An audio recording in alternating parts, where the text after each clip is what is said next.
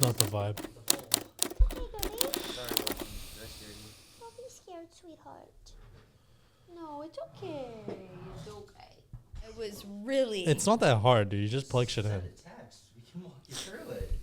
Yeah, No, I'm but gonna need then someone she to had come to. over. She wasn't doing it I like. was trying to plug this. She Wait. wasn't doing it Zoom. live. She was doing it over Zoom. Wait, do you need me to set up your podcast today? I can. Really? Yeah. Testing, I gotta testing. leave here in a bit, so I gotta go get a haircut and then I We're can gonna come get an over. appointment at 6:30. It's okay. Yeah, you can come over. 6. Okay, I'll come after Can I the keep gym. this in the thing? I think this is episode 30. Really? Yeah. Wow. Most podcasts Yeah. don't last after 20 episodes. Are we all in this? What? This podcast? He's listening. Are you gonna hear You me rolling? sing? What is up, podcast? Welcome to another episode of the Raw U podcast. I almost called it Get Raw U. That wouldn't have made sense. That's our event name. But we have a very special guest with us today. Been asking her to come on for a while, but she just flakes on us because she doesn't like us very much. We have a 2-hour, 200-mile drive to the office, so no one likes to come out here. 30 minutes. 30 minutes, yeah. not But that Miss bad. Courtney King is with us today. Hello. Hello. Hello. How's We the also audio, have- Gran? We also have What's in here. What's it? Say hi to Daddy. She's down there chilling. But yeah, we're gonna be interrogating Courtney, going through a bit of her story and journey. And is there anything specific you want to talk about today? 'Cause we didn't plan about this. Literally, I'm like, what are we talking about? What are we doing? And Chris is like, whatever. We'll just wing it. And I'm like, that sounds about right. That sounds about... Yeah, well, like It's part of the culture. take us back a little bit. A lot of people don't know. I feel like your history. You started competing when you were very young. Well, a lot of people have been like, "Oh my gosh, you won an Olympia!" Like, because like they're young, new people, or my followers, or something that's different, you know. So, Respect on the name. yeah, exactly. We're gonna put some respect on King's name. represent. No. Okay. So I started competing when I was in my first show was grade 11. Okay. I was a junior in high school. And How old were you then? 17. 17. And then I turned pro at 18, right when I graduated high school, competed professionally for quite some time. I retired young old 24 years old. And You went through that really quick. that was You're not a it. very good podcast guest, babe. Well, here's the thing. You're supposed to elaborate on what you want to I feel like communicate. if I over talk, you're gonna be like. This "Hey, is the you one just time took, you are like, supposed 100." to. You literally You're a just aged podcast yourself guest. so quickly. Did I? You said at a young No. 24. What are It's a you? Are you joke. prehistoric now? Yeah, pretty much. I'm like geriatric. This is your time to shine, babe, where you can talk a lot. Well, ask me a specific question. Well, why don't you give a little bit of background then, and I was going to ask you what it was like. Okay. What was it like getting into competing at such a young age? Like, what do you feel like that like took out of your life or impacted you positively or more negatively or both? I think it was more of a positive impact because when I was in high school, I was kind of in like the bad crowd, hanging out with wild kids. Rebel Courtney. Yeah, it was Did my you party a lot?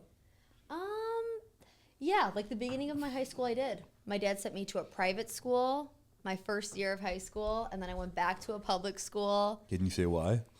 I was just a bad. Can you say exactly why though? Why? I was like smoking Bro, weed. you Juvie record. Dun, dun, Okay. dun. And then I was like drinking alcohol in like Oh. 8th grade, and my parents were not happy about it. So they're like, "Hey, you're going to a private school," and I was like, "No." But then I ended up going back to a public school, and Did you find you acted out? I'm always I know the answer, but I'm curious. I'll ask because other people don't. Did you find that you did it to act out that kind of stuff, like to rebel purposefully to like against the system, or just because you were young trying new things? I think I was trying to get my parents' attention because they were also going through a divorce, like when I was in 7th grade. Yeah. So So I it was was a way just of like just like 14 any year attention old, you got. yeah, like rebel Yeah. girl. I'm always curious because I did the same shit, but I was just an Yeah. idiot boy, you know. So did that, and then my mom actually, shout out to Deb, got Deb. me in to the gym. She's like, I was kind of like not getting good grades, doing really poorly in school, hanging out with bad kids, la-di-da-di-da, and she's like, you're coming to the gym with me.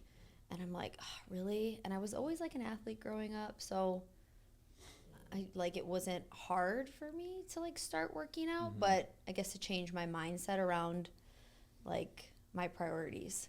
I lost a lot of friends, kind of rode. Real friends or like fake friends? High school friends, so whatever you want to call those. I mean, you're close with your high school friends still. Yeah. You know? I don't know. So, yeah, then I just like started training. I fell in love with it. I started to try in school, and the gym was like my full-time. So putting thing. effort into the gym made you put more effort into school too. Yeah, I just felt better overall, like with You how had I more was of a- showing up in the world. You're being rewarded for and getting attention for positivity things rather than negative things. Yeah, and I felt good about myself, you know? I was like, Yeah. oh, I'm working hard towards something. I saw, like, you know, change in my physique, and then I did my first show, and it was like, it was really rewarding to put in the work and then have a positive outcome. And then I became hooked, you know? It just was like, this is like back in the day when bikini just started. The OG So, bikini days. yeah. I find it interesting how people act out for attention, but like doing bad thing gets you negative attention and lowers your self-worth and actually makes you feel worse but like doing a positive thing like training and like putting your effort in something got you positive attention and elevated your Yeah. self-worth, you know? Yeah, totally. Very fascinating how like young kids just like reach out for things and you go in the wrong direction, you get fucked. Yeah, I know. I'm very grateful. I like found the gym at such a young age, and I took a different path. Do you regret that it like ruined, or not ruined, but that you didn't have a typical childhood? You're literally competing as a pro at like 18. You weren't like, you know, you didn't have that life of partying or No, social I don't. gatherings. I don't regret it at all. You know, I like never did the whole like sorority, university, big. Like I went to school for a year and a half. Was just trying to do like my prerequisites. Is that what it's called? Like my little like, you know, whatever kind of classes. Fun classes. Yeah, just like the basics because I didn't know what I wanted to do. And then I dropped out of college, and just yeah. We all did it, but Pretty we much don't everyone support at this it. warehouse. Yeah, so but it was, I don't regret any of it because like looking back, I learned so much about myself, and I cultivated a lot of like self-discipline and like perseverance, and it was a lot of challenge and pressure at a young age, but it like shaped me into the woman I am. So I'm very grateful. Looking back at your pro career, what would you have changed? Like, what would you have done differently, though? I Like think in the years of you competing as a pro, like, what would you have done differently? Obviously, from a health standpoint, there's probably a lot of things, but like anything specific? I think if I started this later on in life, there's so much more like knowledge in regards to proper nutrition and dieting. And I got into this so young. And back then, like bikini was a very new category. So it was just kind of like eat really low calorie and do a shit ton of cardio. And that never Can you please tell them served about, my you know, I'm not physique. going to say who built the diet because we're not going to tear them down. What that diet was, the carbs in it. Oh yeah, like I legit have a diet that was sent to me. There was multiple ones of these, and it was like 3 ounces of fish and 6 penne noodles. 6. You had like to count the out noodles. 6 noodles. Like What do you even 2 do with that? tablespoons of brown rice. I'm like, what? But then Cooked or uncooked? no, cooked. Just Yeah. like 2 spoonfuls, that's Yeah, it. I swear. I swear. Like we can post them on the YouTube. Can we post them here? Like I'll send you the thing. Send it? Yeah, just Yeah. don't say who did it. 'Cause Yeah, I mean, listen. And back then too, I was young. I didn't know any better. It was social media just came out. I Yeah. graduated high school in 2012. Instagram started in 2012. So like you couldn't like go, you know, search there's like tons of like educational pages now and tons of knowledge and YouTube and girls sharing like, you know, all the different things with health and nutrition. And yeah, I mean, it was not good. It did not serve my body well Well, what was your peak week like then? oh my gosh, it was like Did you just not just eat? white fish. it was like nothing. Water. They like cut carbs like 4 days before a show. They like cut a bunch of water, made you drink like prune juice and dandelion tea and like all these weird What the things. Prune juice is good. There's carbs in that though. That's So. different. But then I got working with a different coach later on in my career in like 2015, which were like the last 3 years of my career, 2015, 16, and start of 2017. And that's when I properly like trained, switched my whole training, ate way more food, focused on just like heavy lifting, compound movements. I wasn't doing a bunch of circuit shit. I wasn't like doing a bunch of plyometrics. Like I actually ate a lot of food and I trained differently. So, I mean, I succeeded in the last couple years of my career pretty well, but yeah. It's wild how like just like the luck of the draw essentially of who your coach is when you start competing. Like Yeah. I had Ian when I started. Yeah. And like that like shaped my career. Why I didn't have like I had health issues because of my autoimmune, but I never got like actually like unhealthy or like I didn't fuck up my body.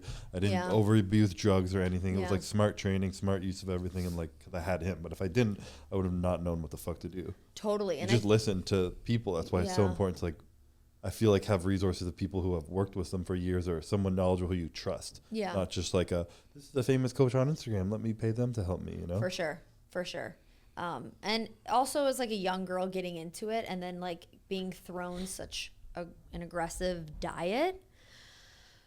I mean, men, not so much. I think men do, so we can like touch on it. And you guys can share how you feel with this. But like I developed a severe eating disorder, like crazy. Like like the food was so restrictive, the training and cardio, it was so intense. And then it was just like binge. And I had to break that cycle. I mean, that took me. And that's post Olympia.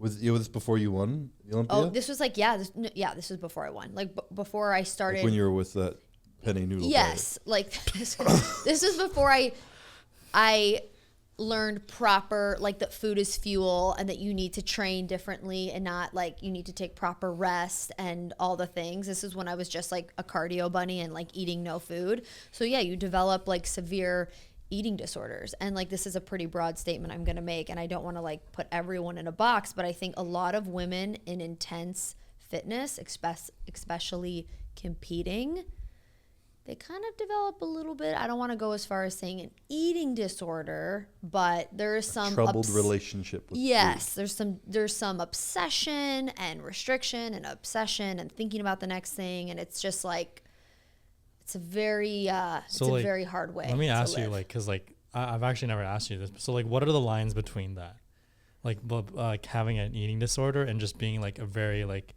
strict person on your diet? Like, what are the lines between that? Because there are people that will literally eat like chicken, rice, and like veggies and like that, but like they won't like. Well, is it causing them stress and like anxiety? Are they out of control? Are they choosing to do it, or is it like they feel like forced to? Are they having anxious reactions if they're not? Like, yeah, I think it's like your mental state around it. Because I think like if you can be on a quote unquote diet or some type of nutrition regimen Monday through Friday. On the weekend, you want to have be more relaxed and go out with friends and family and maybe eat a little bit off of things you would usually eat, but don't have stress around it. I think that's healthy. I mean, even me, like I eat relatively now, like very balanced. I don't know. You live with me, Christopher. What do you think? Yeah. Like I eat like very, my relationship with food is very healthy now. I'm very grateful, but it took you eat so healthy time. now, and it's a choice that you're putting healthy food in your body. It's not like I can't eat this shit. It's like, no, I can't. I'm choosing to eat the positive stuff. Yeah.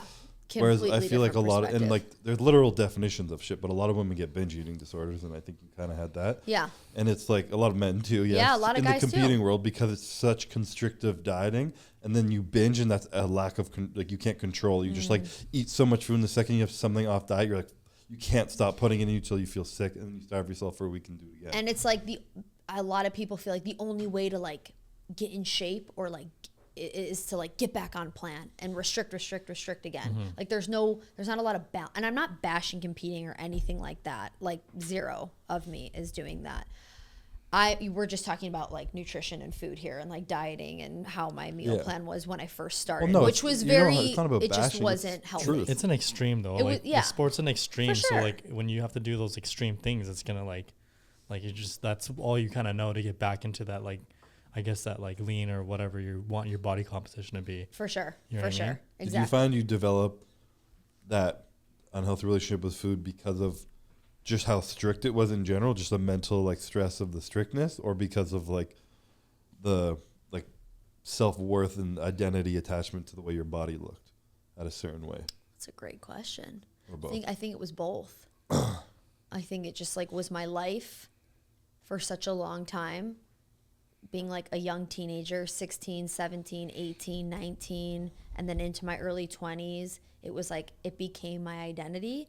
So when I didn't feel in shape and when I didn't feel like I looked good, a lot of my self-worth was attached to my image. Yeah. It was pretty toxic, you know? And I'm not saying it's like bad to like want to look good or lose weight or feel your best or gain muscle or gain weight or whatever your fitness goals are, but my worth came from how I Well, it's amazing looked. to have goals and you can want better for yourself and progress, but your self-worth shouldn't be attached to anything external. Yeah, and a lot of mine was just because it like developed like that. Yeah. You know, it developed first. It's like, oh, this is like amazing. This is so great. I love the gym. I love this sport. Like, you know, it was fun. And then it became like a little bit of pressure. I started doing better. I like went to I remember when I won my first pro show, I was like 19. And they're like, oh my God, Courtney, you're going to the Olympia. This was in 2013. I'm like, what's the Olympia? Had no fucking idea what the Olympia was. Like, I was just doing it because I loved it. I loved working out. It was fun. And then it became like, once that came, like, you know, like the pressure of like the Olympia, and then you do well, and then you do If have you to could just keep that mindset of like, I'm just like, what's the Olympia? What's the winning a pro show? And just like competing. Yeah. But the second it's like, oh no, people are winning you, expectation to win, pressure's on. It's like, fuck. Yeah, it just made it more. It took a little bit of my love out of competing. You know, it did a little bit, but. How did you start to overcome that mental stuff? I know it was like, it wasn't like you fixed it necessarily in like a year or two before winning the Olympia, but you helped it a lot to allow yourself to start fueling your body it needed and training harder and like understanding you need a proper off season to put on muscle. What was that first step there that kind of helped your mind shift into like forward thinking? In regards to like coming out of like a super restrictive eating, binging. That unhealthy relationship you had with food and kind of like all that difficulties you were going through mentally. Yeah. And then you said you realized you have to eat more and train harder and like you overcame part of it. What was that? Was it just like a... To be honest, I had a really good coach. Yeah. And he was like, you can do this. There was a lot of belief in me. I had a really good community around me. I moved to Arizona in 2015. I got around like awesome girls. Just like it was a good support system. Yeah.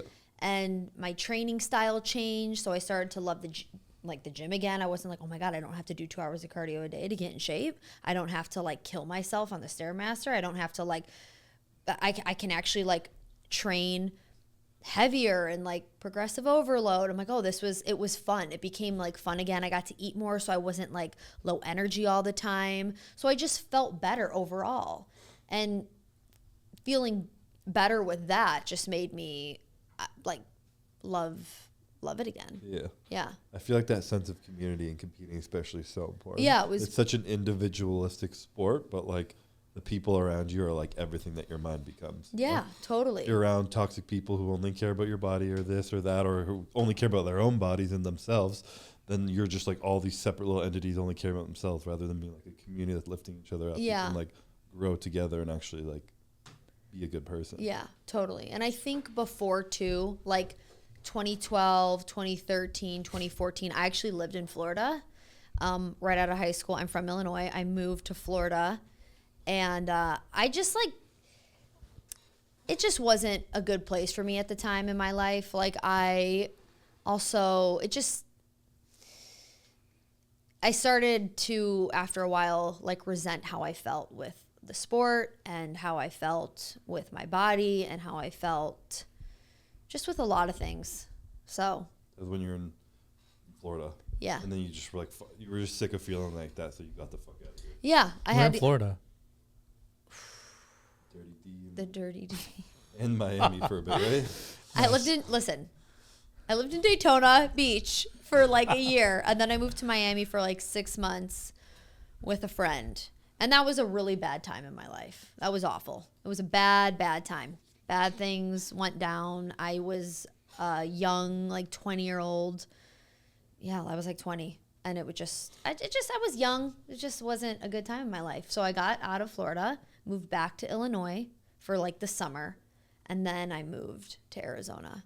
And it was like just everything about me being in Arizona, like that was a really powerful time in my life. I mean, you're lucky you had the wherewithal to be like, I don't feel good here, and remove, like, talk about community, also like your surrounding, remove yourself from a surrounding that makes you feel bad, put yourself back home where at least you have the support of your family. Yeah. And then you're like, I don't want to stay here either because this is just like moving backwards home. Let's start somewhere new and like grow. Yeah, you know? totally. And you made that decision to pull yourself out of there, which I think is important. Because even if you feel like shit, sometimes all you have to do is remove yourself from a scenario, be like with yourself for a while, and then you were able to be like, fuck it, I can just take control of my own life now. Totally. Yeah. Yeah. I've always like kind of had a good sense of knowing what I need to do, even if it's like a hard decision, like moving to a different state, you know, leaving a certain situation. Like Leaving toxic people behind and yeah, moving forward. yeah, yeah. So you knew about like a lot of those things, but you just never like pulled the trigger ever on making decisions, would you say? like when I was super young. Yeah, like when you knew these things that you needed to do it, but it just took a while for you to like pull the trigger to like make that decision, like leave or whatever. Like, Well, was that like a big? Well, a year and a half not that long at 20 years old to figure out. I think, your yeah, life. I was 18, 19, 20. Like I graduated high school at 18, moved down here right away, turned 19, then I was 20. I was just very unaware. And then some like traumatic big things happened in the year 2014. So I didn't even compete in the Olympia that year because I was like suffering really bad with my mental health, binge eating, some like sexual trauma that happened. And I couldn't even compete in the Olympia. So like I had a gap. It's like I did the 2013 Olympia, skipped 2014, did 2015, did 2016. Because I really didn't compete at all professionally in 2014. That's when I moved back to Illinois and was really trying to like get my shit back on track because it was just like I was in a pretty bad place. 2015, you were living in Arizona. 2015, yeah. Competing for that Olympia. You came, what place? Fourth? Third. Third? Yeah, third. And then did that fucking light a fire under your ass? We're like, I can win this shit. Like, let's go back to work. Or what happened after that? So I remember after taking like pretty much a year off in 2014, I remember I did the Arnold in 2014. I placed like shit. And then I was like, I'm done. I need to like take a second. Awful prep. I crash dieted. It was just not good. So then when I started competing again in 2015,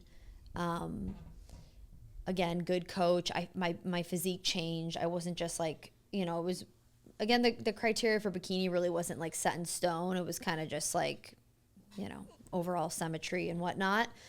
So yeah, I did a lot of shows that year. I did like the Pittsburgh Pro, New York Pro. I did a show in Costa Rica. I did a show, or Puerto Rico, excuse me. I did a show I did one in Korea. I kind of like went all over. I did a show in Prague, and then I was just doing really well. So I think that just built a lot of confidence in me because I was like placing like first, third, second, third, like it just, and I was like, oh shit. And then like 2016 season rolled around and I just kind of like went into it. Got out of a relationship, felt like super fired up. I was like, let's fucking go. And just did it. I had, again, great girlfriends around me too. It was like awesome. Like my prep was fun. There was a lot of fun in my prep. It wasn't something that like I dreaded doing. I was like, let's like, that's so important for competing and again community. Yeah. Like I hate Calvin when I'm in prep, but like not actually. I love him. He wouldn't be living with me if I didn't. You, Maddie, like the guys here now, like Ian and Melissa. What? I'm banned from your house for 2 years. No. He thinks he is. That's why I he used doesn't all come my over. vacation days last year. You can come over whenever you He want. keeps saying that, but that's like makes my preps. I've always been so fun because I have such supportive group around me, and like he gives me shit, but it like adds a little bit of lightness to it, and you know, Totally. like, don't take it too seriously. Like this is fun. Like just enjoying it. It's so big. Yeah, it was great. It was great. So honestly, I didn't like go in like being like, oh, I could win this. Like I did well. I'm like, I'm the youngest one up here. Like this is cool. And then yeah, I remember like 2016 Olympia. I was super confident. My physique looked great, and Did you know? I was So healthy. you didn't know going in, didn't think you were going to win. You just felt good. No expectation. After prejudging, what did you feel? I was pretty confident. I'm not like confident that I was gonna win, but like, oh They shit. tell you? No, not at all. I've done that no. to you. I hate it when they do that. Yeah, I remember when they did that too. I was Yeah. like, poor guy. He can't even like take this. So how did then? You're down. Finals. Call your name. Yeah, it was like What did you feel? super just rewarding, you know? It's just like, holy shit. Like I did it. I was the week after my 23rd birthday. It was like, I was really proud. You know, I was just really proud of myself. You Like were in a position overcoming. you were able to enjoy. Yeah, it. yeah, for sure. I was just like extremely grateful, extremely present. Just like, fuck yeah, I did it. You know, it was really rewarding. You know, like remember your first Olympia? It was amazing. I was more relief. I Your wasn't first able to Olympia? enjoy it fully. Remember how stressed I was Yeah. about my health that year? Yeah, I yeah, had a lot of pressure and stress on myself yeah, that year. yeah, for sure. That's how I felt with the Arnold. That's what. The following Arnold. Because you had them won the Olympia, now it's like, you Yep. won the Olympia, you better win the It's- Arnold. Yeah, and The it just fun's gone. and then it just That's was like The craziest thing about sports competing is like, once you win, it's purely a mental game. You're yeah, able to keep your head on your shoulders with all Yeah. the fucking outside noise. yeah, a lot of stress Yeah. trying to do that, but. The I mean, chase. you're doing a great job, Chris. I'm all right. You're doing a great job, and I'm with you behind closed doors. Same with Kelvin. So Well, yeah, but I document everything, so I know, but like I see like the very like vulnerable, like See it all. moments. Yeah, and you do a great job. Like yes, you have your moments. You're human, but it's very admirable. We did got a he good cry? team. Did he cry in the shower this year? There was a few moments. Did I cry this year? There was a few moments. Well, I filmed you crying, but next time you cry I in the was shower, backstage. I'm putting I a meant, like, in GoPro up prep. there. Oh my I can't remember if I cried during prep this year. Did I? There was like a moment at the beginning. Yeah. Probably. I don't Yeah. know. I just can't remember. I blacked it. You did great though, babe. Thanks. You were great. Anyways, 2016 comes afterwards. Arnold. This is when kind of your health stuff started to come up, eh? Yeah, this is when shit just hit the fan. Did it started to hit you in prep for the Arnold, or was it after that? 2 weeks before I got on stage for 2 the weeks Arnold. before? I was already really stressed because I'm like, all right, I just won an Olympia. And you know, sometimes people who win Olympias, they don't necessarily do the Arnold because like I just won an Olympia. Like I don't really need to do the Arnold. Give your body like a break a little This bit. happened with Maureen. She lost the Arnold. Oh yeah, she did. Now she's Wait, not going- who? Laura Lee won. Laura Lee Oh won. yeah. Now she's not going to the Olympia being the champ. Exactly. Well, she's still the champ, Yeah, but like you're well, coming off a loss. Which yeah, is yeah. Like, It's like an open book now. yeah. For sure. And I didn't want to. I was already like, I did a ton, even after the Olympia. Before the Olympia, I won in 2016. I did a show in Phoenix, and then I did the Olympia. And then right after the Olympia, I did a show in Korea. I'm just like, I did 3 back-to-back shows. I won them all. I was tired. I'm like, I just don't want to do it. And then I had someone kind of talk me into it in the industry being like, no, you need to, not my coach. And I was like, okay, fine. Did it, got second. 2 weeks before the Arnold, I remember being on the treadmill running sprints. I remember this vividly.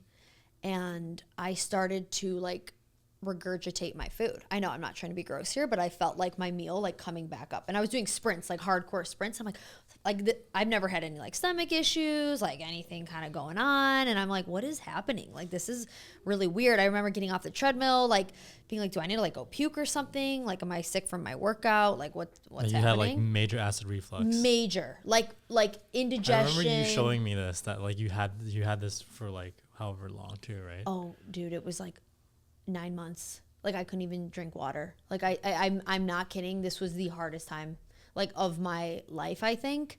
Yeah, this was pretty bad. So there was a lot of things going on. Mentally, I was really stressed going into the show because I felt a lot of pressure, and I'm very hard on myself. You know, babe, like extremely hard on myself.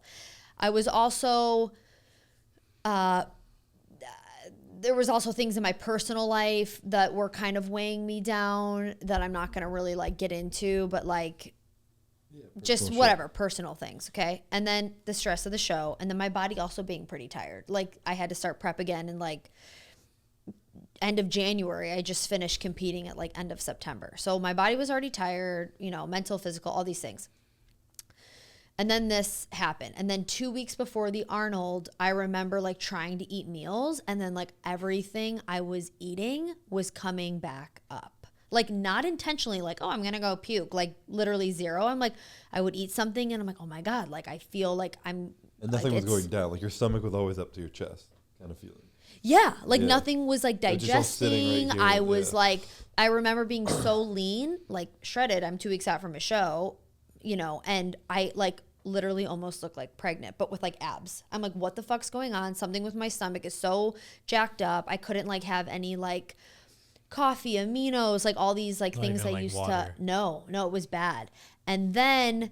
So then this also totally kind of screwed me because I did 3 shows. I did the Arnold in Ohio, I did the Arnold Australia, and then I did a show in Hawaii, 3 in a row. Feeling like that. Feeling like that. And without eating any food, basically. Pretty much, because now I can't keep anything down and I'm like, and now I can't even properly like feed into the show. And like now my training's kind of Just the becoming cortisol in your more. body also from all Yeah, that my body stress. just felt very inflamed and stressed, and I was like pushing to do these shows, you know? So it just was like a lot on my body. And that's when and then after all of those, I lost in Ohio. I got second in Australia again, and I won the Hawaii show, but that doesn't even matter. To And be then, completely yeah. honest, that's still pretty impressive considering you didn't like basically drink. eat any food. Yeah, it was pretty Like- bad. I know, and I had to like kind of just like put a smile on my face. Not for people who winning, but like to try to like power through that, Yeah, like yeah. you know, and like But like what? So like the first one, someone kind of talked to you and you're doing the Arnold, whatever. You didn't know you were sick yet, and like this is a huge learning lesson for don't let anyone tell you what the fuck you do with your life. Damn you know? straight. I don't care if they're the fucking head of the league you're in. They tell you something you don't want to. Fuck you. You know. damn straight. They're not going to care in a year. They don't Yeah. care. They don't care about you that much. The league doesn't care about you that much. No. But not offense. So just it's for that. Yeah, no. But then for sure. you kept going. What made you feel like you had to keep competing? Because like obviously now anyone who's going through this is through your experience. You would tell them pull out of the show, focus on your health. Like competing will be there. Like what made you feel like I have to keep doing more shows even? Not having a voice, not listening to my intuition on what felt right, and ultimately kind of just like not being truthful to what I needed. You know, I knew, that I should not have competed. I knew something was up. I knew like, fuck, like and then, you know, now that you remember your 2019 Olympia prep when things were going on with your body and whatever, Yeah. now I'm like losing confidence as an Olympia champ going into these shows. God, I'm no not even like confidence. powered up, like, let's go do it. I just won an Olympia. Like I should have the most confidence. I just won like the top of the top. But now I'm like losing confidence. My training's going to shit. I can't eat. And I wish I would have told little 23-year-old Courtney that like, hey, it's okay to like say no and put your needs first. And it's okay to do what is best for you. Don't be such a people pleaser. Don't do something if it doesn't feel right. And being 29 now, I can look back and like see that and say that with conviction. Like I would, if I was in this position now, I'd be like, oh fuck no, I'm not Yeah. doing, no, you You're know, also like so much more confident now where your self-worth isn't attached to any of that stuff. 100%. You don't need that. no, 100%. I'd be like, okay, well, it's just not meant to be right now. Not that I'm, trying to be like weak, pulling out or something. It's just like my body's literally showing signs, like mentally, physically, I'm not good. Like it's okay. I'm just not going to do it. I wouldn't like beat myself up where I was like very hard on myself. Felt a lot of pressure, just felt like I needed to do it. So yeah. So that was just, it was a wild ride. But you're still qualified for life. You can still go back. All right, so 2016, 3 shows, sick, not feeling good at anyone. Win the Hawaii Pro, hanging up for the season. That when was the point where you were in the hospital? Was that after the Hawaii, or that before in between? So after the Olympia, it was like that little break, and then it was beginning of 2017. It was Arnold, Australia, Arnold, Ohio, Hawaii. It was probably, that ends in like end of March, beginning around April. I started like, you know, trying to figure out what was going on. Now my health is real bad. It's bad. Like I'm like super messed up. My gut, my thyroid, like I started dealing with like a lot of like depression because I didn't know what was going on. And when you feel really helpless and like your body is kind of like you don't know what to do and everything you're trying isn't working, you feel very defeated. You feel very defeated. So I was, you know, flying all around the United States, like trying to see all these like top doctors and GI specialists and you know, hormone doctors and endocrinologists and, you know, all these people. I was getting my gallbladder tested and endoscopies, like camera down your throat. And I was almost like wanting something to be wrong with me because I just felt so like, just give me a fucking answer. Like, I just need to fix this. Yeah. It was a combination of a lot of shit. Okay, you have cancer. Oh, fuck, thank you. I know what it is now. Yeah, it was a combination of... I'm like serious though. I've been there. When I was sick as fuck and I didn't know what it was, I'm like, just tell me what's wrong with me so at least I know. Right. The unknown is scarier. Yeah. Yeah. So that was pretty much all of my 2017 was trying to figure out my health. And then also a lot of stuff in my personal life was not good. And then I couldn't compete in 2017 Olympia. I never got to defend my title, which was really sad, but it's okay. It just wasn't meant to be. But I couldn't. My health was at like a bottom point. God. It's been like 7 years. How fucking long is that? Long time. But yeah, so that was that. Have you made peace now that you weren't able to defend that? I think for a while I resented the sport of bodybuilding, and I resented just like everything I went through. You almost blamed it. I blamed it. Chris's favorite word to me when we first started dating. And I remember when you used to say this to me, I like would get so mad. Like an asshole, but no, I'm blunt. I'm honest. But it is true. I can look at this now and be like, I was. He always said, Courtney, you're acting like such a victim. And I was living in such a victim mindset with my health, my life, what happened to me, the woe is me. Like I wasn't like taking everything that I went through and, you know, giving meaning to it and giving it like, you know, like power, like, or like allowing it to be my teacher. Like, thank you for allowing me to go through this, and this, because it's made me so much stronger. You know, I just like lived in like, I can't believe this happened to me. Like, fuck bodybuilding. I'm so mad I ever did that. When I was like, I can look back now and be like, I'm so grateful for all these moments.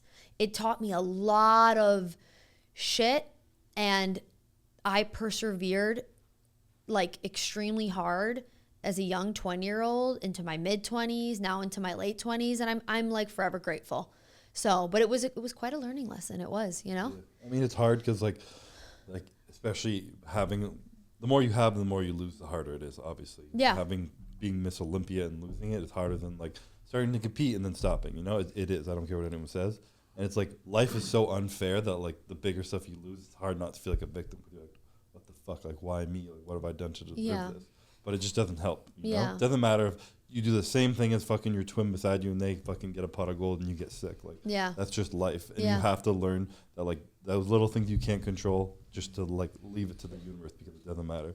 All you can control is how you respond to it and your perception, your character, and all that. Totally. And until then, I feel like a lot of people who are like sick, like you and I were, and we were like upset with our health, like your body honestly doesn't heal. No. Until you like forgive that and like release that like pressure onto the victimhood and like needing answers and everything, and you just release that. You like accept things for as they are, and your body can like stop living in a state of reactive stress and heal itself. 1,000%. And it honestly wasn't until I did that, what you just said, was when my body like actually started to heal. Because I dealt with health shit from like 2017, 2018, 2019, started 2020. So it was a long time of just living in like, what's going on? Why don't I feel like myself?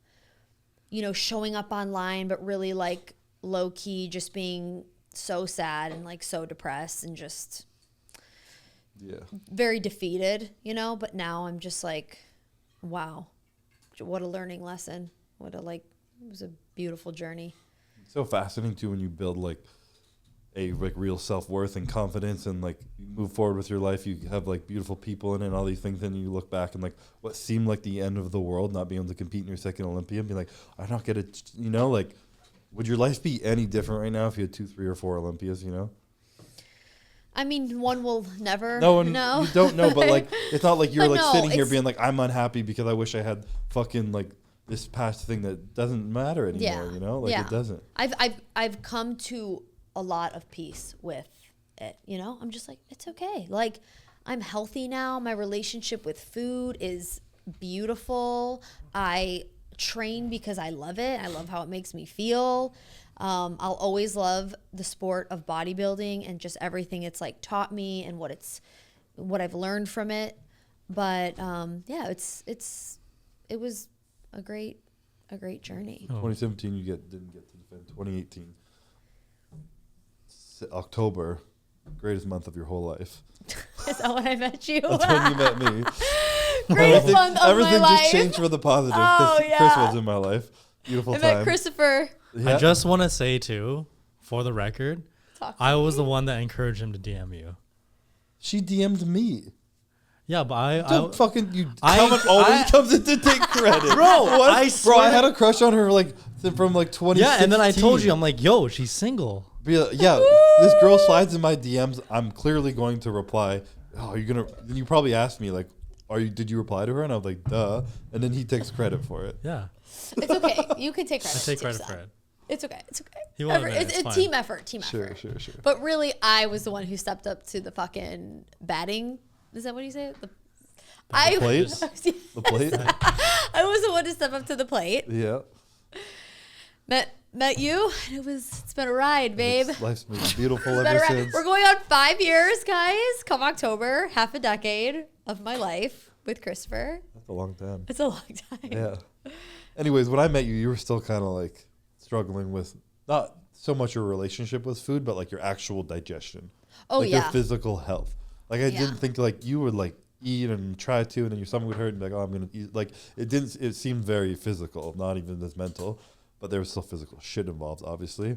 And then you had gone through kind of a state of increasing confidence in 2016 or 15, leading you to be better with your body and shit. And then you went through health again, brought up more shit with hard.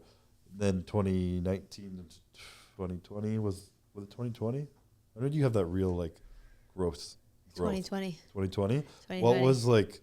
What did you do in that time that really allowed you to like overcome all that past stuff? Was it like With like, my you- health and everything, Yeah, mental, there's some past physical. stuff that maybe that was still lingering in you. How like what how'd you move through it? So I stopped trying to fix myself. That is what I did.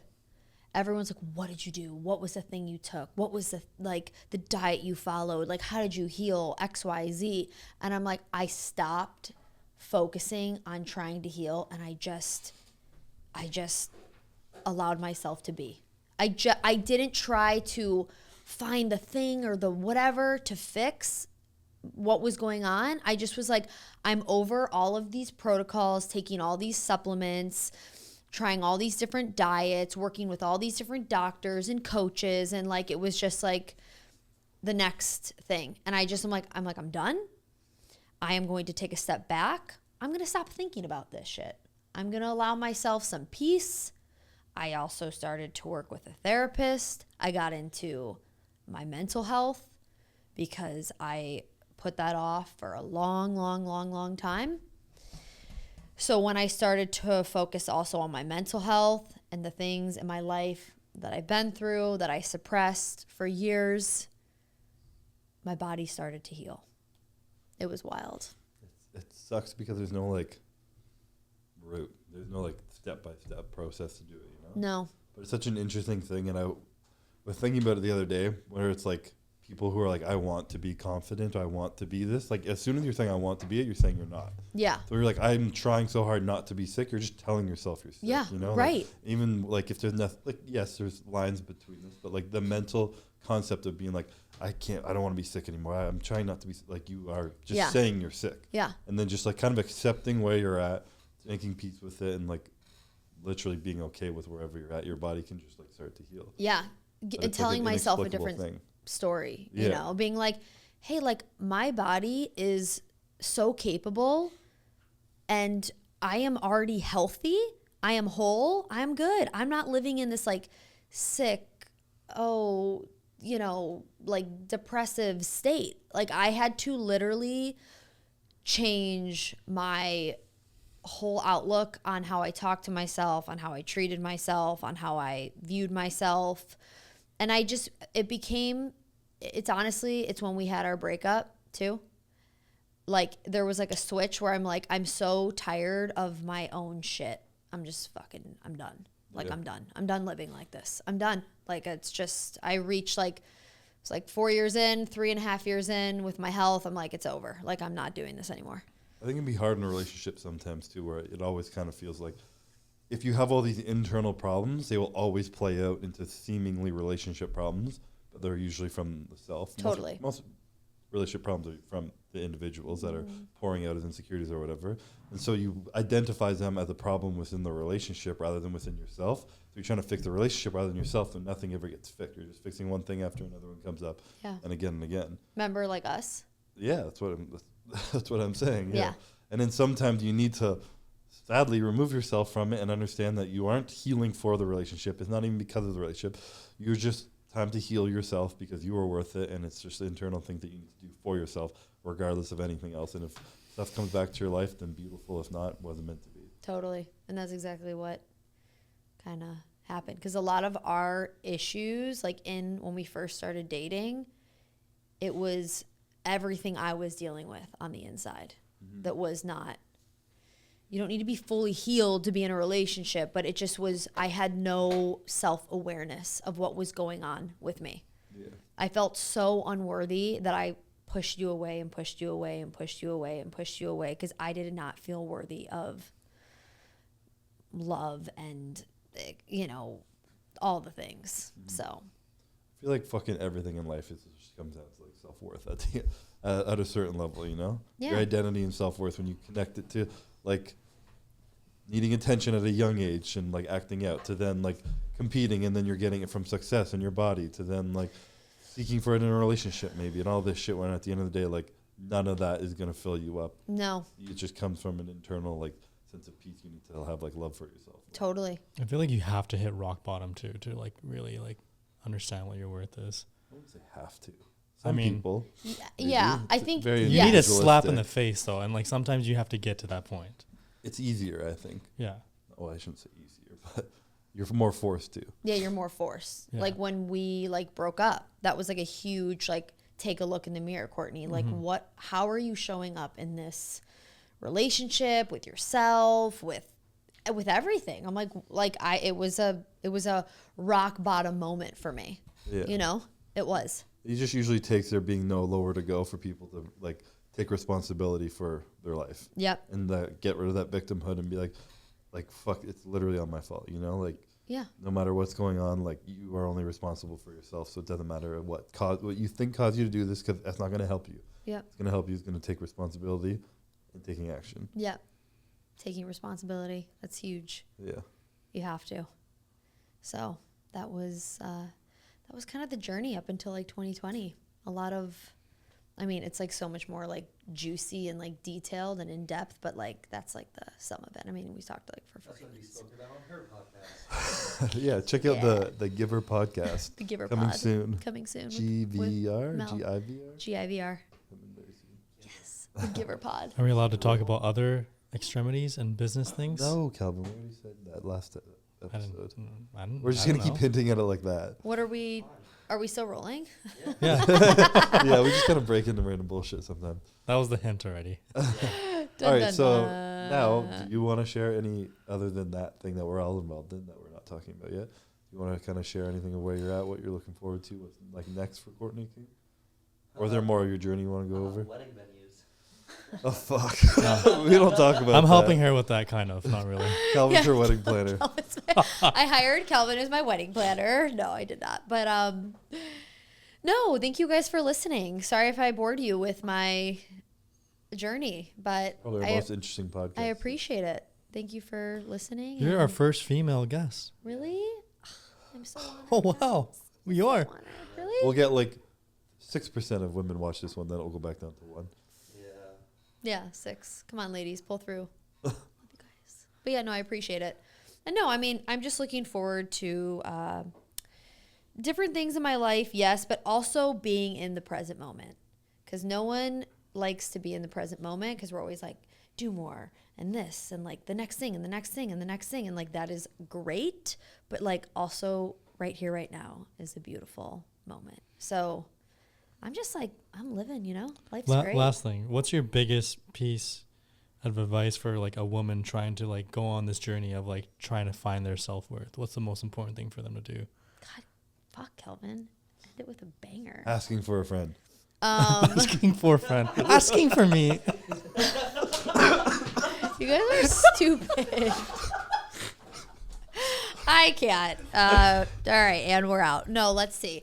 The biggest thing that you can do, that a woman can do, that a man can do, let's see. In cultivating more self-worth. This is so hard because it's like you can't convince someone. Well, what are the steps you they're took to do worthy. that? Well, step number 1 was taking responsibility for my life. When you can take complete responsibility for your life, regardless of things that happen to you, not saying it was your fault, but being like, hey, now it's my job on how I'm going to act in regards to this incident, this incident, this incident, this person, that thing, whatever. I'm going to show up differently. That's huge. So that would be like the first thing. And then honestly, I would start with like going inward with yourself, sitting with yourself, being okay with being alone and being with you. You know, that was the time I found myself the most is when Chris and I broke up for those 4 months, and I had to really be with myself and be with my shit and all the things and detach from all of these identities I had about myself and just like be, and also have forgiveness for yourself, for things that happened out of your control and for, you know, things that you might have done. Like it's like you are still so worthy of love, of acceptance, of everything great in life, but you also have to be able to see that, and no person can do that for you. No external thing can do that for you.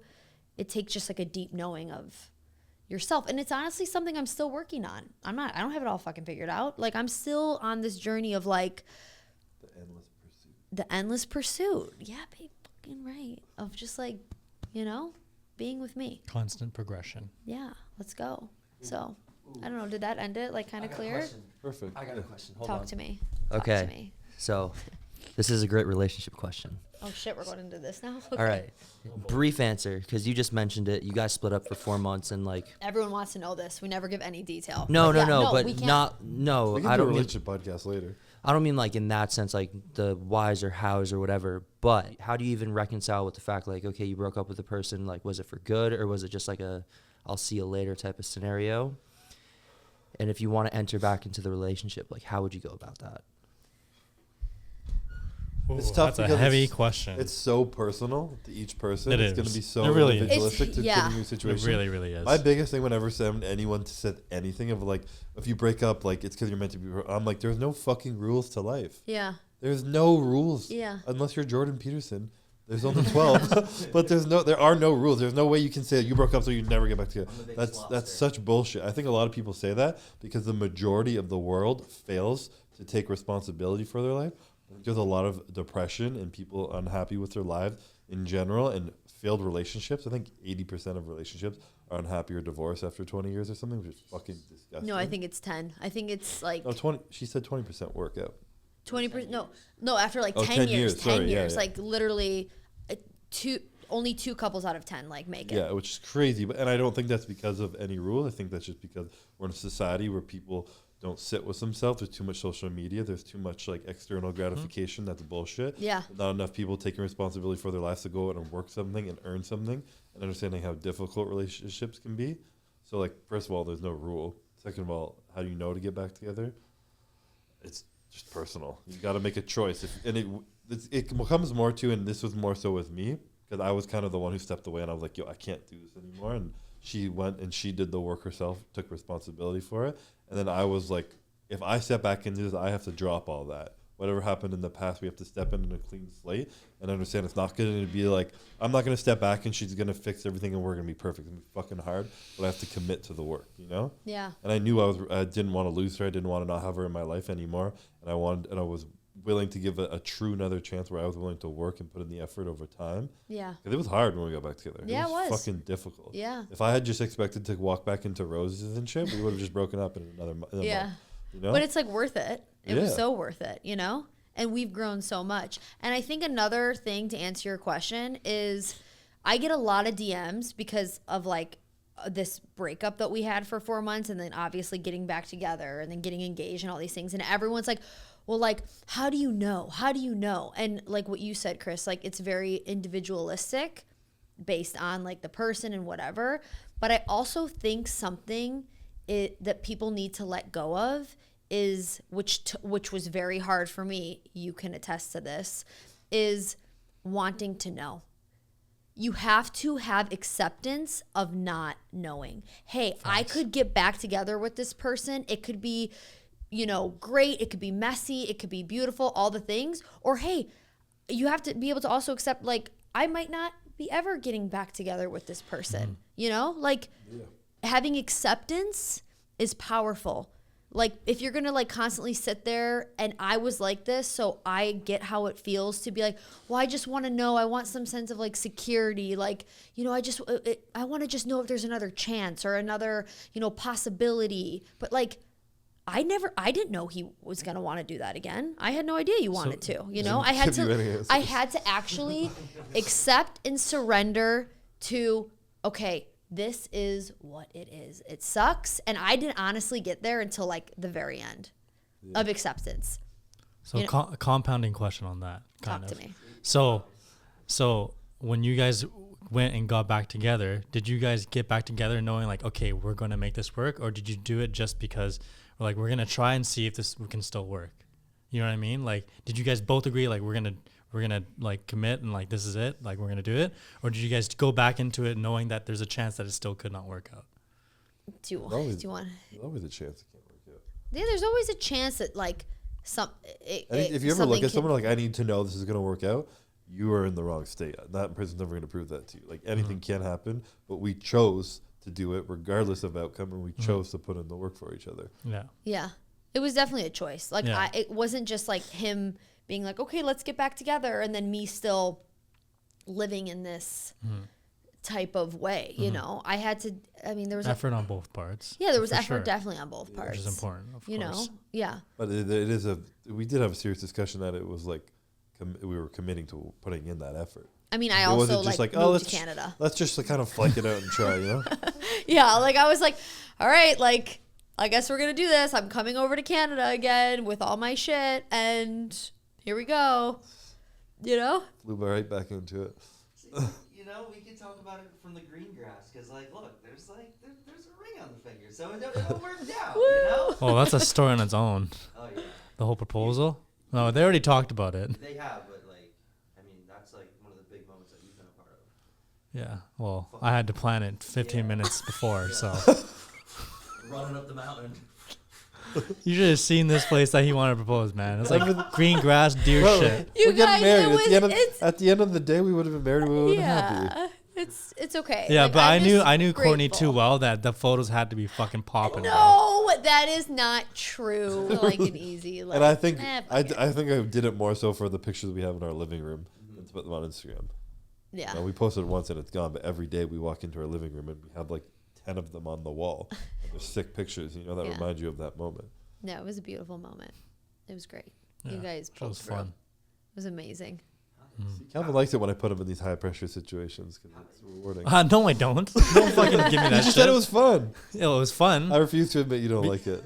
It was dope, but like I wish there was a little bit more planning. Nah, Bro, I was Go with the sweating on that flow. golf cart out to the shoot location. I don't know if my sign is water or air because I'm so flowy, but it's. I certainly think you're a not water mud or sign, rock. babe.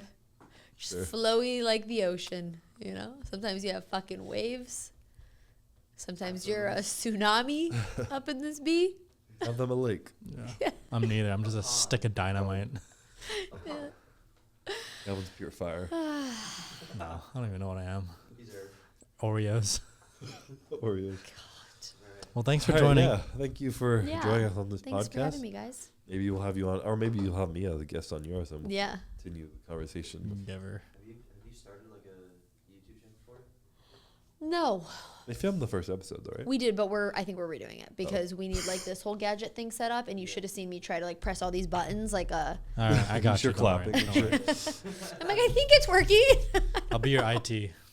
Yeah, please come over tonight. Thank you. You're the Yep. best. Anything you want to add?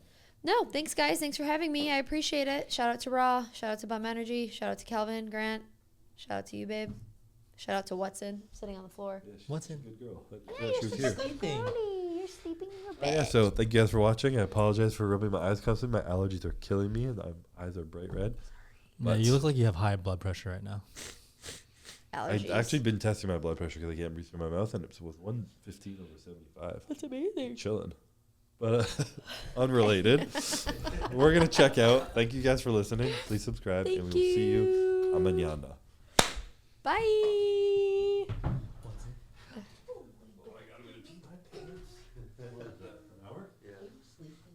Was it too much? No, that's Perfect.